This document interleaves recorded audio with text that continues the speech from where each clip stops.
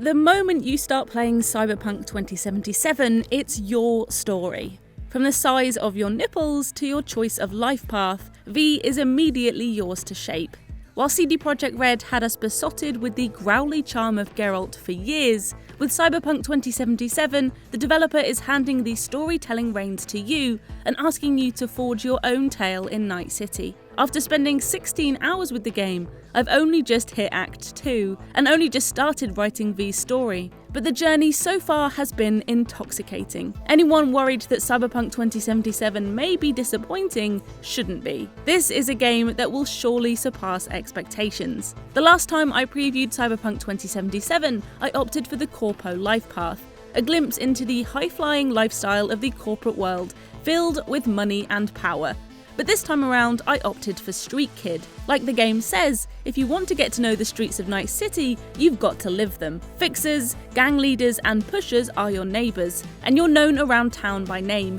You're a local in Night City, and the choices and opportunities available to you in the game will reflect that, as they do with each of the 3 life path choices. But this initial decision is just the beginning. From here, V's life will play out according to the decisions you make, the conversations you have, and the consequences you set in motion. Even after almost 2 full days with Cyberpunk, it's been difficult to grasp just how far the web spreads from a single conversation between one answer and another.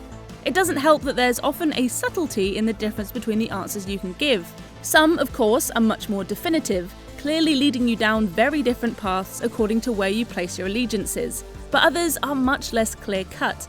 An optional objective in a mission may involve setting up an alternative meeting, or simply involve calling another character to check in.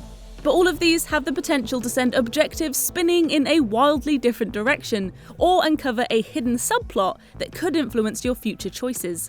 And it's here, deep in the grey between, that the real intrigue into Cyberpunk's breathtaking narrative gets into your psyche like the biochips that fuel the cybernetically enhanced individuals. I'm being deliberately vague here, because from the outset, even hinting about Cyberpunk's storyline would be wading waist deep into spoiler town.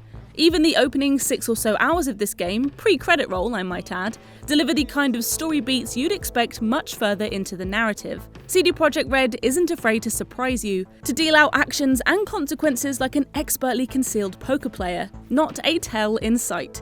But it's always worth remembering that your decisions are literally everything in the game.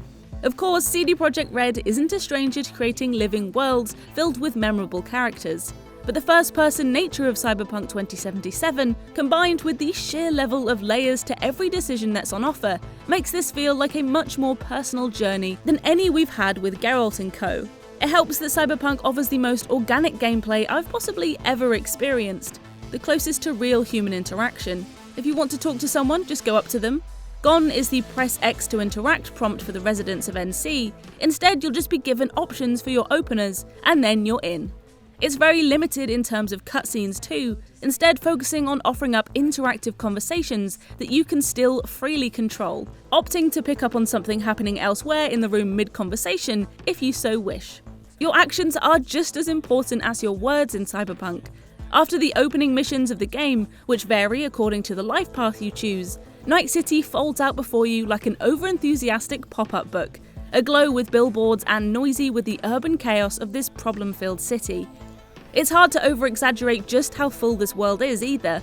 The map is a candy store of opportunities, whether it's live crimes in progress, rides to buy, gigs to pick up, side quests to explore, a bit of shopping, or indulging in one of the local joy toys. There's almost too much to do in Night City. But what you do and in what order also matters. I delayed picking up a payment for one of the game's first missions from a fixer called Wakako, and later on in a core mission, I was able to bring up my missing eddies as part of an entirely separate conversation. It's a small thing, but a huge part of how this world is created to feel utterly realistic and always reactive to V's actions. That's not an easy feat, especially in a world that's so densely packed with decisions and distractions as this. After 16 hours, I reluctantly left Night City with some 30-odd side quests and gigs cluttering up my journal, having spent plenty of time diving into the core campaign and a little too long listening in on the conversations of each passerby. Night City is utterly absorbing and utterly beautiful. Cyberpunk 2077 is clearly a huge undertaking. The density of the game's systems is a testament to that, with me only feeling partly comfortable understanding the complexities of the weaponry loadouts, huge skill tree, perks, or my future in cyber enhancements, just to name a few. But the scale does come with some concerns, and while Cyberpunk didn't present me with any game-breaking bugs, the visual bugs were plentiful. Although CD Projekt Red says it's aware of them, I'm hesitant to suggest they'll all be fixed by the time we all get our hands on the full game come December 10th. But with a game this ambitious and frighteningly huge, I'm in the mind to forgive a few unintentional quirks. This is one hell of a game, a neon-soaked seduction from the first second.